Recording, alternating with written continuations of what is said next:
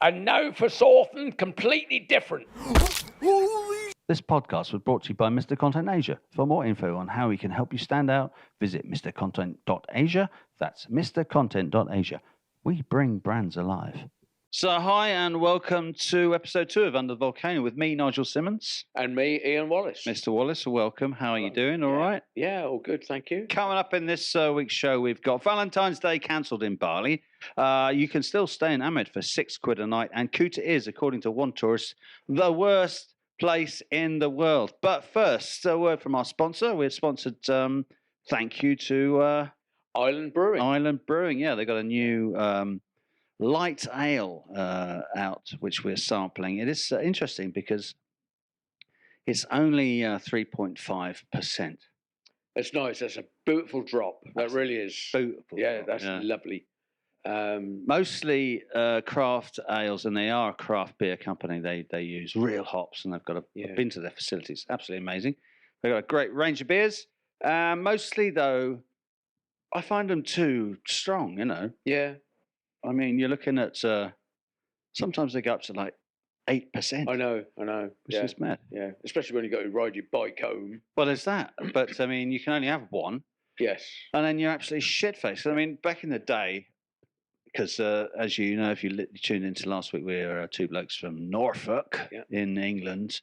Back in the day, proper pissheads would be drinking what? Special brew. Special brew. Yeah. Carlsberg special brew. It came in a kind of gold can, right? Yeah. Dreadful stuff. It was shocking. And you opened it and you'd try it, you know, as a teenager or whatever, wouldn't you? And you'd try it. And as soon as it, you know, touched your tongue or whatever, you knew it was trouble, didn't you? Because it just tasted like just way too strong. No, I had friends who just drank that by the gallon. Really? Yeah, they're a bit older than me. Really? But man alive. Yeah. What else did you drink in England? Or well, the nastiest one that I drank was Adnams Broadside. Okay. No, I was a fan of Adnams. They had great beers. But Broadside was I have always thought that in sort of special brew territory. Really? Only because I got completely arseholed on it. Yeah. When I was about 13. Right. And it took me another 30 years to start drinking it. Even think about it again. Yeah. No, but normally, I mean, I'm from Norfolk, sort of North Norfolk way. So it was all Green King, you know. Yeah. Fantastic brewery. But I mean, in Wisbech, also where I went to school at some point, they have this dreadful brewery called. Do you remember the name of it? No, it's not Smedley's. Smedley's was a canning factory. The canning factory, but. Fuck me, I can't remember the name of it now. That's a terrible thing. I'm going to have to look it up. And probably, you might go to a little insert here about the brewery, I can't remember, with the world's worst beer from Wisbech. May time, beautiful weather, and I'm sat in the gardens of the Elgoods Brewery in Wisbech in Cambridgeshire, heart of the Fenlands. Now, apologies that we were saying we're going to Scotland this month, but plans have changed and we're going up there later in the year, probably in July. Anyway, I can't think of a better place to be on a day like this. There you go. Yeah, God. yeah. So, I mean, I used to drink Green King IPA. That was my tipple, you know. Yeah, I was never really into that. When I started drinking, that was Watney's. Oh, right. And that was 19 pence a pint. Right. And it was also 19 pence for 20 number 6. Okay. So that was 1974. Yeah. That's a good start. Yeah, so remember those Watneys that came in Party 7. Party 7s in those fucking dreadful things. So you're already pissed as a handcart and you're trying to open one with a nail. Yes, right, exactly, with a nail or a hammer. You know, it's just a ridiculous idea. Yeah. But I mean, I don't remember Watneys in pubs. You know, I don't remember pints of Watneys. No, Yeah. That was all there was. Was it? As a real ale, or wasn't it? No. There was a Norwich brewery, Watneys in King Street. Yeah. Watneys is from Norwich. Yeah. Jesus, I didn't Watneys know that. Red Barrel. Well, yeah. Bloody hell. So what did you drink? What would you drink if you go back to England now? What do you know? Stella. No, stop it. I mean, No, I mean, we do like a lager, and this Island Brewing light lager is good. Nice. The point is, the beers that we would have drunk, like IPA, Green King IPA, or Adnams, or whatever, generally over the counter, out the barrel sort of thing, would be about 3.4 to 4%. Maybe. Not even, no. Yeah. No way. I mean, Abbott Ale Abbott Ale would be, I think, up there, 4.2 or something. That was pretty much the strongest beer you'd want to drink in a pub. Yeah. And 3 pints of that, and you were absolutely shit-faced. Yeah. You know? So this whole craft beer movement, you know, what I found, the flavors, which I just detest, you know. Yep.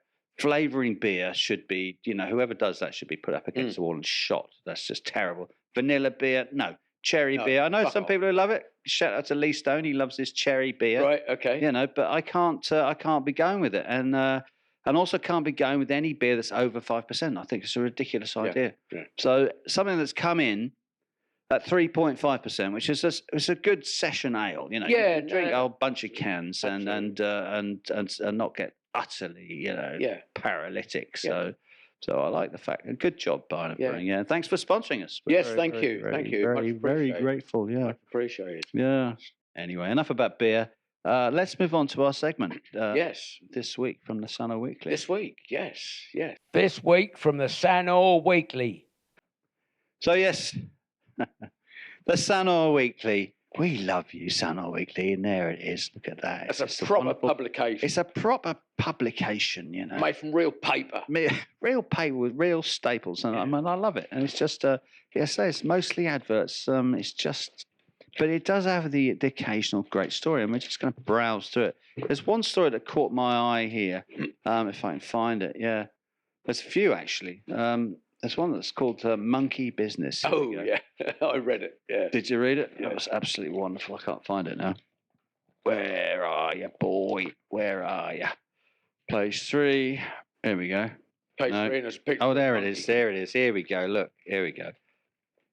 Monkey business. Why you should never carry your passport at Ubud's Monkey Forest. You've been to Ubud's Monkey Forest? Yeah, no. I've been on the outskirts. Right. I've never been by. It's the closest you should ever get to it. You need to go. Yeah, no, it's a beautiful forest. Yeah. Spoiled by monkeys. You're spoiled by monkeys. It's just, I mean, I'm not a fan of monkeys. No, me neither. No, you're not. No, they smell of piss. They do smell of piss, but I mean, I know it's, you know, part of the pantheon of gods and important gods in Hindu culture here in Bali. You know, I get that. Yeah. And but still, and because they're treated like gods, so they can do whatever they want. Yeah, absolutely. You know, including ripping up your passport. Right. So that's what gets me. You know, is that you get down there and people, they're so lovely, these little monkeys. And little bastards is what they are. So the Sun Weekly story this week, a tourist in Bali faced an administrative headache after watching helplessly as a monkey tore her passport apart in Ubud's popular monkey forest. According to reports, the monkey managed to steal the passport from the woman's bag, but instead of exchanging his loot for food, which they do. That's what they do. Bit of bartering. They're way too smart. Yeah. You know, they get the phone and then they've got that. Yeah. Because you know, they'll exchange that for a couple of bananas. Exactly. Oh, they're not cheap though. No, they won't go with 2 bananas. They need a whole bunch, don't they? They're pretty smart. Anyway, so he, instead of exchanging his loot as would normally happen, you know, the guides have sort of taught them how to do that, or they've learned how to do that. He started tearing the passport to pieces. And a video taken by bystanders and posted on Instagram, the visibly distressed woman can be seen approaching the monkey to retrieve her most important travel document, but it seems the monkey had other things in mind. In a disturbingly slow process, the monkey rips the passport apart page by page.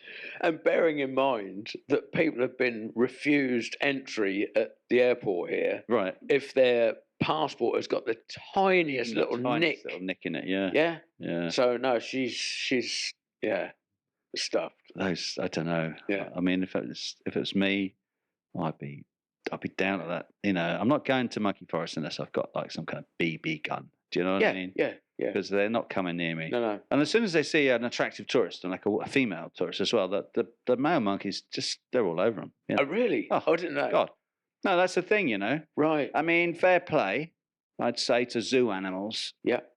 And I've got a story about this about dolphins. Go on.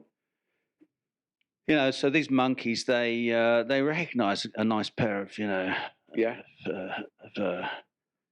décolletage, if you Yes, like, yeah. when they see it, and they go for that. So, ooh, okay, let's have a go on those. Oh, right. Yeah, give us a go on those. They're like that. I'll nick your hand phone. I'll give you your hand phone back if you give us a go on those.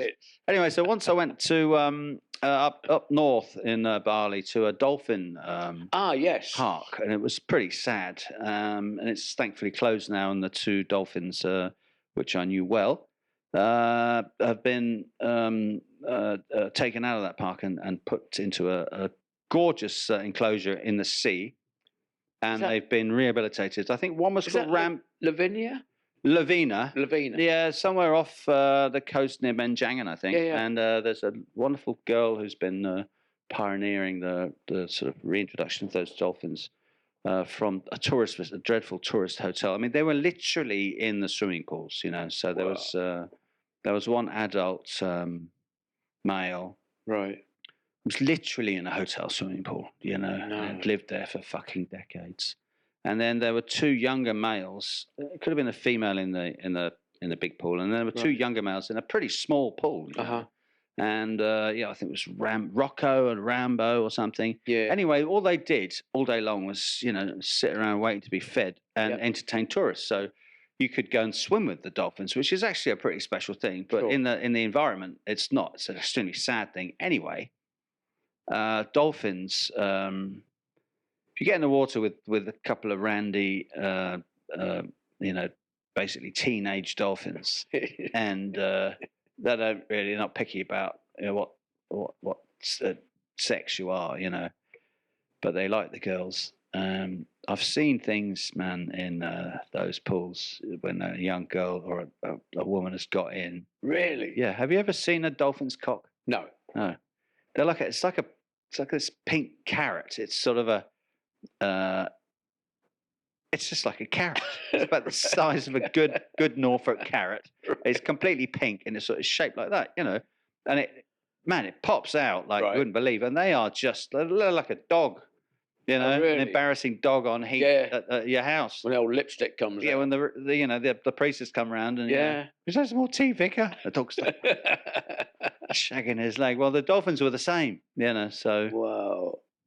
Anyway, Rambo and Rocco, I think it was. Thankfully, they were rescued, and it was a big operation getting a dolphin out of the pool. I'm sure because you know it's a fucking chlorine environment, I guess. Anyway, it's a free-ranging animal that needs vast distances to live, and they're stuck in this pool, going absolutely crazy. They were taken out, and then and I chat out to the girl. I can't remember her name. I will put it in the chat notes. Yeah. Stuff, but she built this facility in the middle of the ocean. Mm-hmm. Just off the coast, and a large area that was in a sort of a paddock, if you like, in the water. Yeah. And then let them kind of brilliant get used to all that again, you know. So, and I think they've been released. She's rehabilitating dolphins from other facilities as well. She's basically because there's a huge business in Indonesia with smuggled animals from the rainforests and stuff. Right, I mean, we're talking exotic animals, you know. So anything from spider monkeys to kind of crocodiles to exotic birds, you know. And she is rehabilitating, or at least attempting to stop the smuggling of those birds, because they get sent, birds and other animals. Right. They get sent all over the world. Yeah. Traded on the black market, basically. And so she's been trying to combat that. It was it's an easy way to make money here if you're living in the jungle, you know. Get yourself a bird of paradise.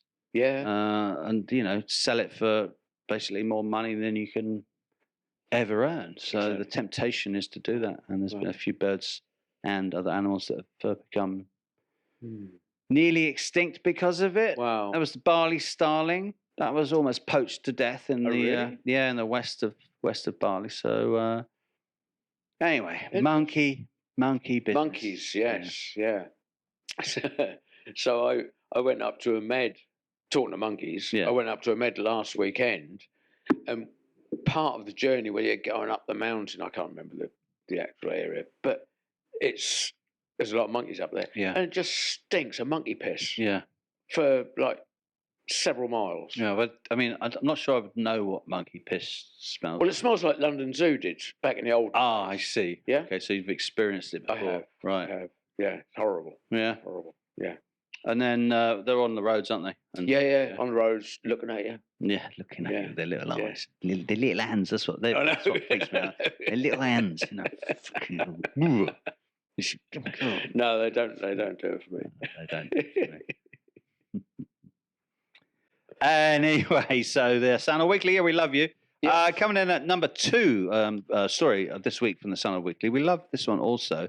It's about the tax that they've tried to impose upon spas in Indonesia. Have you seen that? Yeah, I have. Yeah, 40% they're talking about? Yeah, they've been talking about 40% tax. Because it's an entertainment. Yes, well, they say spas, don't they? Yeah. And we just, when I first saw that, I thought, what do they actually mean by a spa? Yeah. So my guess is that, and of course all the spas in Bali, the legitimate spas in Bali, have been up in arms by this 40% tax. Absolutely, yeah. And I've said it's absolutely ridiculous. And it's been sort of, it's been sent back to whichever house it goes back to. But when I look at the story and read between the lines, and it says, don't worry for now, implementation of 40% entertainment tax for spas postponed. Following a massive nationwide backlash against a new tax regulation that reclassified spas and massage businesses as entertainments and imposed a 45 to 75% tax on their services, the coordinating Minister for Maritime Affairs and Investment took to social media to ask regional governments to postpone the implementation of the tax. So when I read this, and I thought it was weird when it first came out, and I guess it's come from Jakarta. Basically, we're living in Indonesia, and there are spas. Yeah. And then there are spas. Yeah.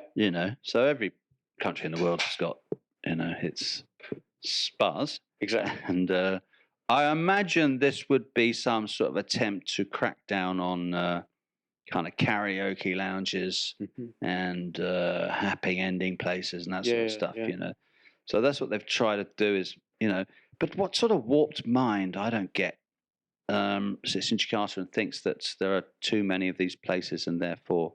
Let's tax them out of existence. Right. Yeah. I mean, how's that going to work? Pathetic. Yeah. I mean, A, they're illegal. Mostly, if they're running illegal businesses like prostitution or whatever, then they're certainly not paying any tax in the first place. No, it's all going to be notes, isn't it? Yeah. So, yeah. No, it's just a joke. Yeah. It is. I couldn't believe it. It is, yeah. But what about that bloke I think he's on the front page. That Herbert, the Instagram influencer. Right. So, the worst, here's the headline of the lead story. Yeah, it says the worst place in the world. And a viral video of foreigner ranting about Bali sparks outrage. Kuta is the worst place in the world. This guy says a short video clip of a foreign tourist in Bali ranting about Bali has sparked outrage amongst locals, expats and tourists alike after it went viral on social media.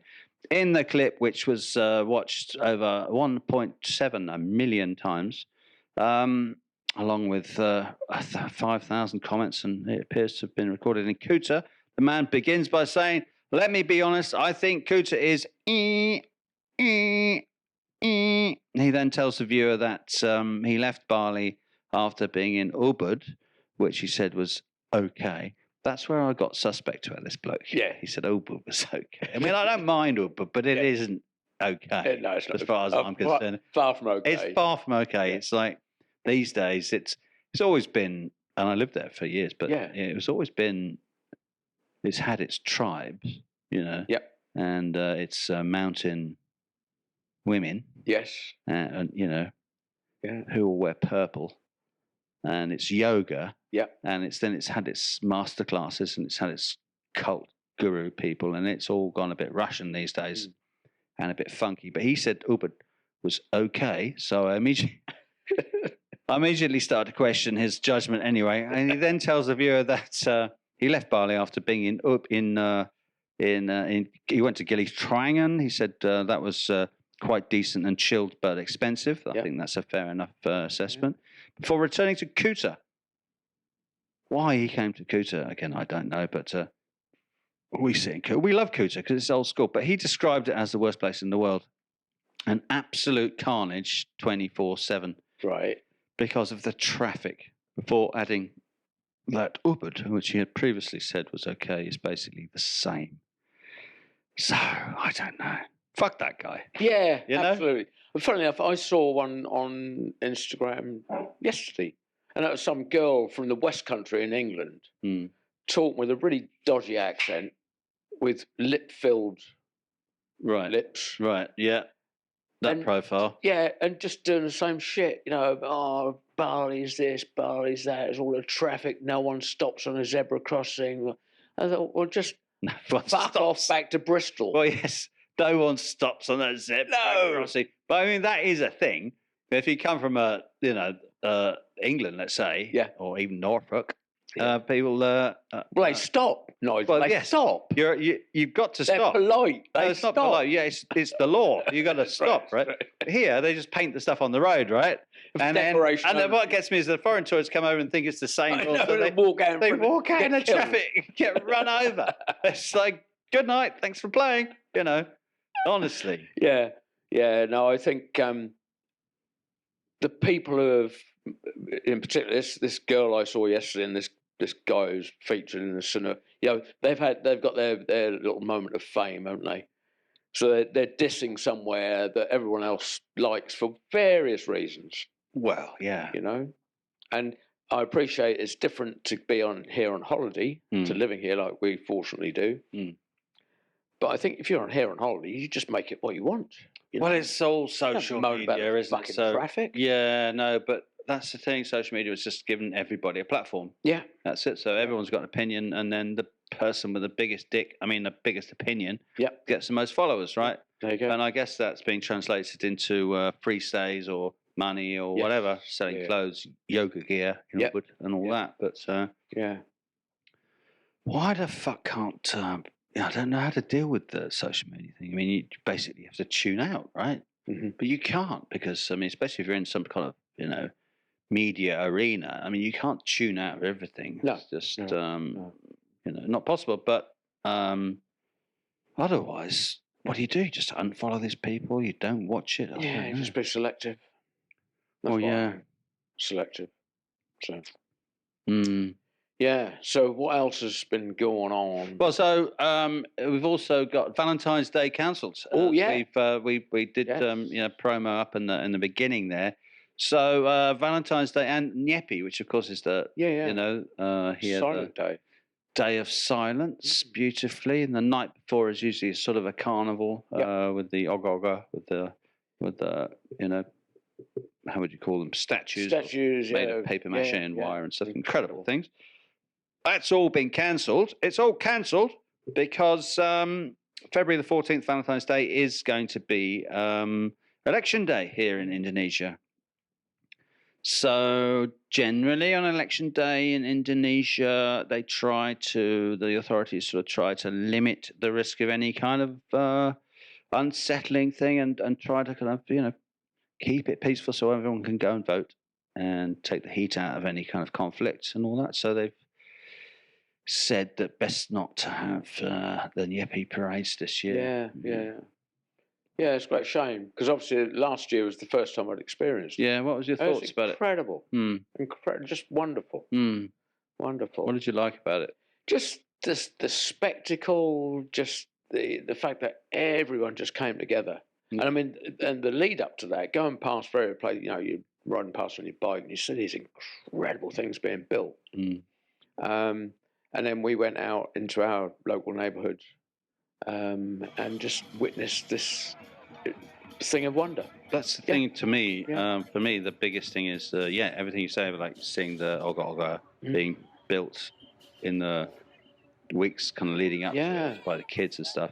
But then it's always a local event. That's what gets me, So you don't need to go to any kind of, city centre. Oh, no. This is happening outside our door. Yeah. So every sort of banjar or community will have it. And then they, of course, often in bigger centres, those villages will get together and then have a sort of bigger parade, I love the way it's just like so disorganised as well, It's wonderful. It's just wonderful. It's utterly disorganised, I think have you ever been to Rio and seen any of those carnivals or anything like that, or even in Notting Hill, been to Nottingham? No, I haven't. Over the years? I haven't. No. So those places are pretty chaotic, but there's lots of cops around, you know. Yeah.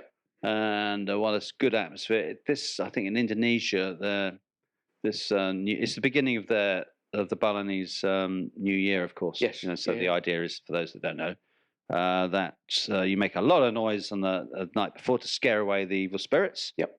And you bang your pots and pans, and they make the sort of monster oga oga, and they parade them through the streets, and they're carried on the backs of men and women, and it's just just a gorgeous Balinese.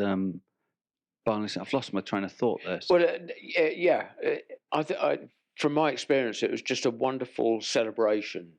So, and one of my main thoughts last year was, if that was in England, for example, there'd be drunk people starting fights. There'd be just drunk people. Yeah.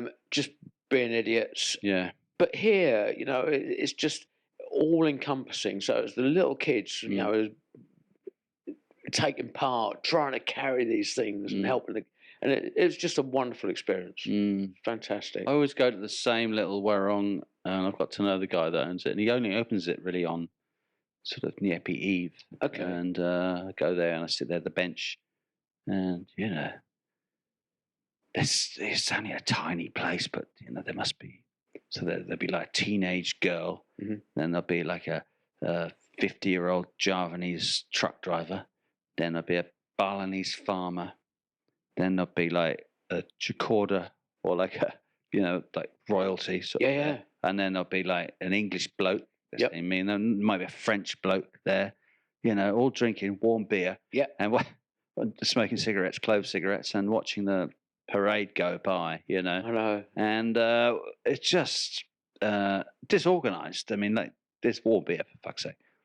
And there's just no room. And as soon as you get up from your chair, that's it, you lost it. Someone sat in it. Yeah. But everybody's just so friendly, you know. Yeah, no, I mean, that's the biggest thing about Bali. The people are just so friendly, and I don't know how to describe it. And I've lived here so long that I've forgotten how bad it is in the West, you know. Yeah, well, so obviously it hasn't been that long since I've been over here.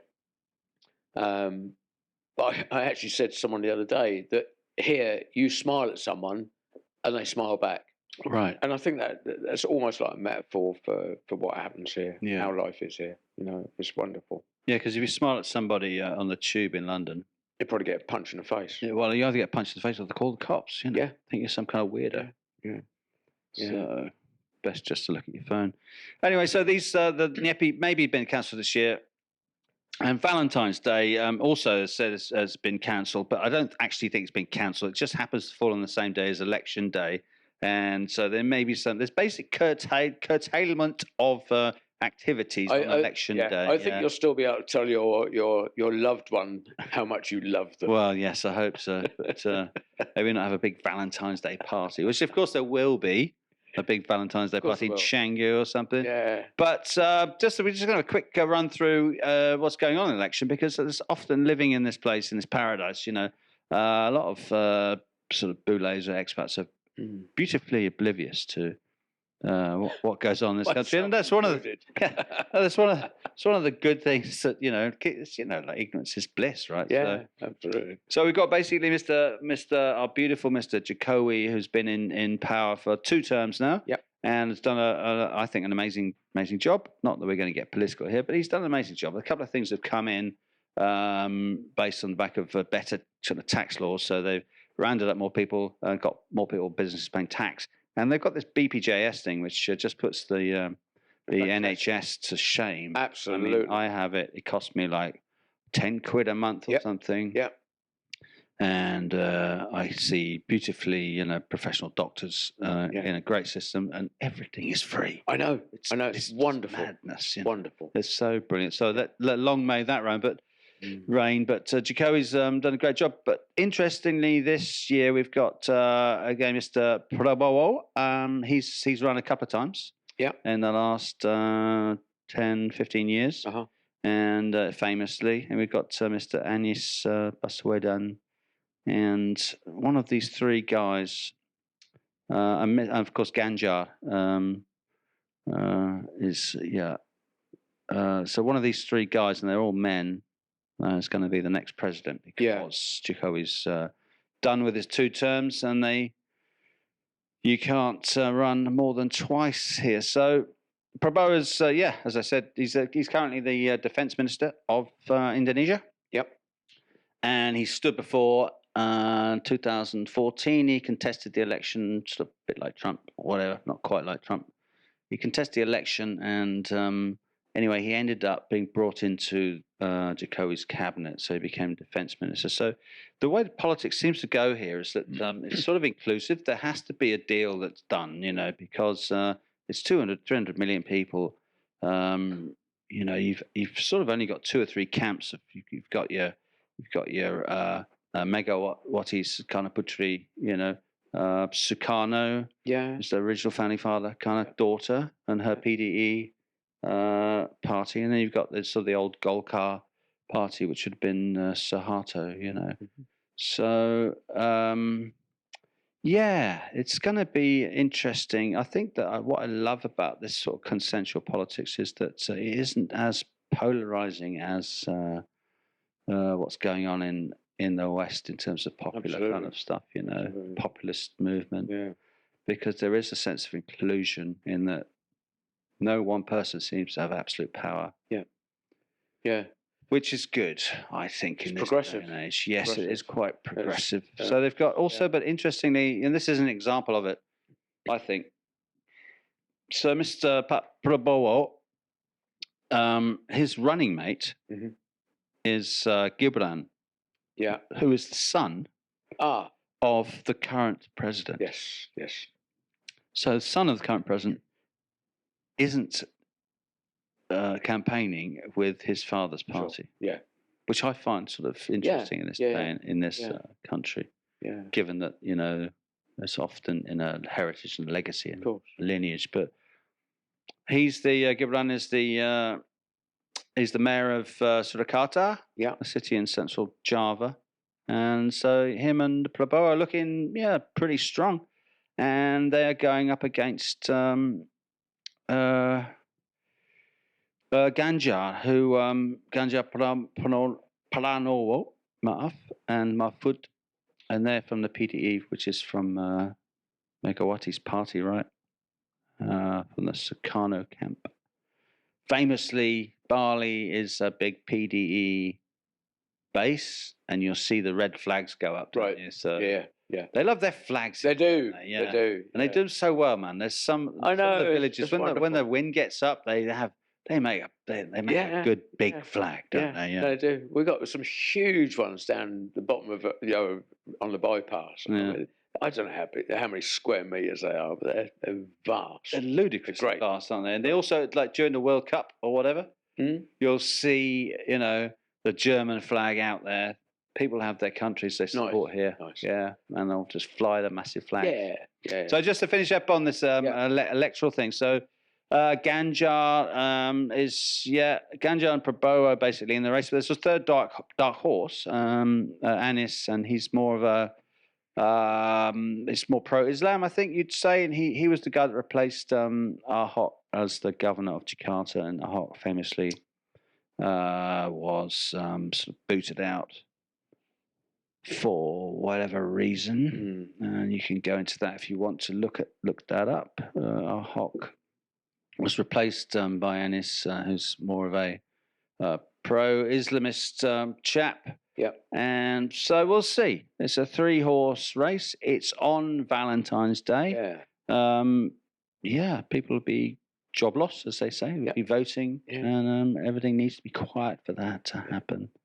So no distraction. Let's hope it doesn't affect us too much. Yeah. Who knows? Well, who knows? The rules do change. Yeah. Anyway, we can always get away to Ahmed. We can. Yeah, Ahmed. You went there, right? I did. I had to pop up there last weekend just for something else, and I thought, well, while I'm here, I might as well see if I can just stay the night. And I found the most delightful little homestay.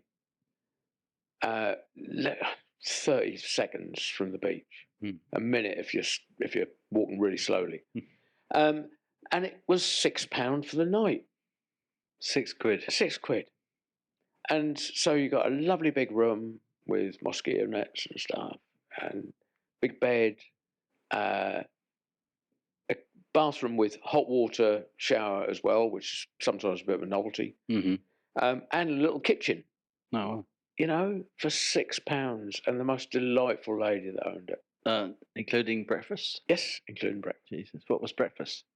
I actually left too early to have breakfast. Oh, right. Oh, you left too early, not too late. No, usually it's like I got up too late for breakfast. Going, But yeah, it would have been a pancake or a jaffle. It would have been probably whatever I wanted. I love, well, a bit of fruit, fresh tropical fruit with a. Always used to be just the most famous pancakes, Yeah, pancakes or omelettes or just or nasi goreng. £6. Yeah, yeah. How many rupees is that then? That's about. I can't remember. Okay. It not wasn't a lot. Many. Well, it's just not a lot of money. No, is it? And that's ridiculous. It's mad, and so I had a lovely time. Just went up there, had the night. Went to a nice little bar, went to a lovely little Mexican restaurant. This was with the new missus, right? No, I went up on my own. Jesus. Yeah. Oh, it's going well then, the marriage. It's fantastic, yeah. Well, no, funny to say, because we got married 2 weeks ago. I can have another beer. And yesterday, I became a father. Oh, Jesus. Yeah. Yeah. How did that happen? Well, we bought some sheep. I see. The back end of last year. Oh, stop it.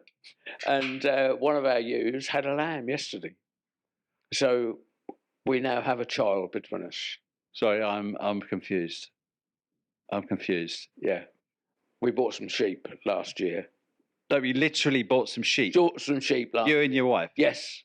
I mean sheep. Sheep. In Indonesia. In Java. Sheep. Yes. Do they have domba in Java, Fleety? Can we check that? I thought it was only goats and pigs. No, we got a sheep. Oh, no pigs over there, but yeah. Yeah, no, we got sheep. Sheep. So does it look like a? It looks like a sheep. Fold? It does. Yeah, it looks like a sheep. That got and it looks white. like a proper lamb. Really? So that's our child. Oh my God! So you're in. You're back. You're supposed to say congratulations. Well, congratulations, but I wasn't sure whether you're actually talking about your actual child, like human child, or I mean, because you've got a history with sheep and pigs. I have. So yeah. how many sheep did you buy? We bought 4. 4 sheep. 4 sheep. And then what age do you buy sheep at? I mean, are they? They're all. This one's a yearling, so she's just over a year old. And so we bought them all in lamb, and this was our first lamb yesterday. So I've gone. Wait. So wait. I don't know if anybody realises. If we've mentioned this last time that Ian's got a history with sheep. Yes. In Norfolk, and this is all news to me. I mean, I knew that you were into breeding, farming, and all that, but I didn't realise you'd actually got into farming in Indonesia. No, we bought some sheep. Huh. So my wife. Have you seen the sheep? I've seen a video. I've seen the video. Okay, all right, fair enough. And not on Pornhub. Right. So we bought some sheep. But I mean, do they look like? Yes, they do. They look Northern Hemisphere sheep. No, sort of southern. If I was going to say, sort of merino-ish. So they got. I don't know what that is. He's the manager of Chelsea, wasn't he? The last time I looked, I don't know. And he was also a sweater. So they're a breed sort of over this way, Australia way. Okay. So quite heavy fleece, but no wool on the head, on the face. Yeah. So that's the best, and big ears. Okay, yeah. So sort of classic looking New Zealand sheep. Ish. With a slightly Asian sort of aspect to it, like a bit thinner. Bit of a strange accent. Bit of a strange accent. Yeah. Can't say ours. Don't say that. Can't say that. Stop it. L's and R's. No L's and R's is sheep. So we've got this beautiful little lamb. Yeah. Are you going to eat it? No. It's a little ewe lamb. So this is part of our flock. So your flock. Yeah, it will be in time. Wow. It will be in time. Yeah, another 2 or 3 years, and we'll hopefully have a flock of sheep. Yeah, 20, 30, 40 sheep on Java. Wow. Yeah. And what are you going to do with them? It's just a little business enterprise. Right. So farming, basically, sort of. Yeah. So my wife's cousin is. I mean, do they shear the sheep here? No, they that? don't. No, they don't. No. Just let them get really woolly. Yeah, but the thing is, because they all live in little huts, they're not out grazing. No, they're not free range. No, that's a shame. So that's a bit. Because I have ducks, you know. I know. I have ducks, and I like the fact that because I see ducks in cages, and it horrifies me now. Yeah, but I have free range ducks, and they're fucking pain in the ass. But they do what within the confines of the garden. You know, they do whatever the hell they like. You know. Yeah. And I like to see an animal living its sort of natural life, even though it's a domestic animal. I completely agree. Do you know what I mean? Yeah. And now I don't even eat duck. I can't eat duck anymore because I think that if I had sheep, I would stop eating. Not that I can afford to eat lamb, but you know, I would. Ultimately, yeah. I just think if I had a cow, I've thought about getting a cow. Yeah. You know, there's just no way I'm going to eat cow again. Yeah, as soon as you look the thing in the eye, and as soon as you brought it up, you know, the slaughtering of it, I just find in the end, I'm just going to end up eating pulses. That's fair enough. Much like them, there'll be like one meal. Yeah, for them. Here you go. What do you call a sheep traditionally? Sheep. Or sheep. You don't give it a name like Cecil or Colin or whatever. No. Well, here's the thing, right? So I used to keep sheep. Right. And we had 2 little pet lambs. So I can't remember. I think the mum died or whatever. So we brought these pet lambs up in a bottle. And they were called, I think they were called Daisy and Dolly. Okay. For my kids. Yeah. So the kids fed them, you know, with a bottle and that sort of thing. And then we ate them. That's harsh. Not the children. Oh, right. The lambs. But that's harsh, man. Well, no, if you eat meat, then I actually feel quite strongly about it. Have they forgiven you yet, your children, for eating their friends? One of them hasn't. Right. Because it is a tricky thing. And my mum told me the story about how, you know, she had a favourite, I think it was a pig. Yeah. Piglet. And then, you know, my granddad just one day wasn't there anymore. And there it was on the table. Yeah. Yes, of course, you know, if you eat meat and all that, you've got to slaughter the animal and all this. But I just, there's no way once something I get to know it, unless I'm on a desert island, there's nothing else to fucking eat. Literally, there are no legumes and then you got nothing to eat, no fruit and stuff. And I got, you know, I will kill it with my bare hands. But you know, but generally, I'm not a big, especially with the kids and stuff, like bring them up with the animal and then slaughtering it. I think they're unable to understand, you know, even if you explain it to a 9-year-old or an 8-year-old girl, it's going to be a troubling thing for them, you know. Yeah, no, I appreciate that. I appreciate that. So which daughter is not talking to you anymore because of that? I've only got one daughter. Oh, right. Okay. Oh, she's not. Well, shout out to her if she's not listening. No. But so, yeah, it's an interesting thing. Yeah. I can remember when I first kept sheep, I had 4 lambs that I bought as you know, young lambs to feed, to feed up, to then put, you know, to kill. So we then had lamb in the freezer and sell some to friends. And the night before, I phoned up my mate who had the abattoir. I said, I can't do this. And I was in floods of tears. Oh, wow. So this is 1984, probably, 85. So this is the 2 lambs? No. This is before that. Way before that. These are your first lambs you've ever had. The first one, First kills the hardest. Yeah. So I bottled it and I didn't send them to my mate to be killed. I kept them for another year and then completely shit out. And I put them into Norwich Livestock Market. And I know that they would have probably had a horrible fucking death. And been put in the rest of them. So it's a tough call, man. It is. Yeah, farming is a tough business, man, because you know you cannot get attached to your animals. No, you can't. You can't give them names, Colin and this and that. You can't. Well, you can. I mean, well, look here. You know, so Babiguling, which is a famous, you know, it's a suckling pig. Yeah. So it literally is a piglet, and you see the piglets are very cute, aren't they? Yep. They are very cute. Yeah, And if I had a piglet, I would keep the piglet until it got to a massive kind of thing, and then I don't know what I'd do with it. But so yeah, they take it, they rip it off the mother's tit, and then they don't worry about it here, man. No. Oh, no. Jesus Christ! No. It's there's no kind of European Court of Human Animal Rights here in slaughtering animals. No, it's done and dusted, bled, and eaten and enjoyed by many people. Exactly. Of course. So yeah, it's a funny old game. It is. The old killing of animals. Yeah. Eating of meat. I know. Yeah, no, it's a funny. I don't eat a lot of meat over here, I must say. Well, yeah, that's because of your age, though. Yeah, because my teeth aren't. I ain't got enough teeth to shirt. That's right. And also it's because you're a servant under the volcano. And it's been good chatting with you. And I think that's going to nicely going to leave you with some, I don't know, moral questions about whether you should be eating meat. Yeah. Killing animals. Yeah. And bring them up. Yeah. Whether I should congratulate you for having new